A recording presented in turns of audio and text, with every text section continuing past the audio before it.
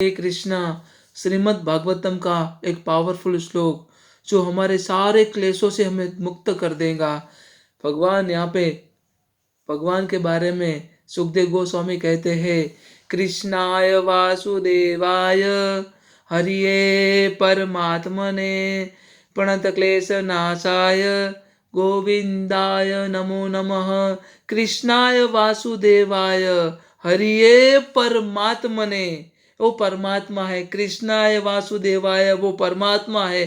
प्रणत क्लेश नाशाय, मेरे सारे क्लेशिस से हमें मुक्त कर देगा। सारे मन की दुविधा से, सारे कंफ्यूजन से हमें रिलीफ दे देंगे। ऐसे वासुदेव कृष्णा को मैं अपने दिल से प्रणाम करता हूँ। हरिये परमात्मा ने प्रणत क्लेश नाशाय गोविंदाय नमो नमः। ऐसे गोविंद जो हमारा जीवन आनंदमय से, प्रेम भर से, सुखमय से भर देते हैं, ऐसे गोविंद को प्रणाम करता हूँ। राधे राधे।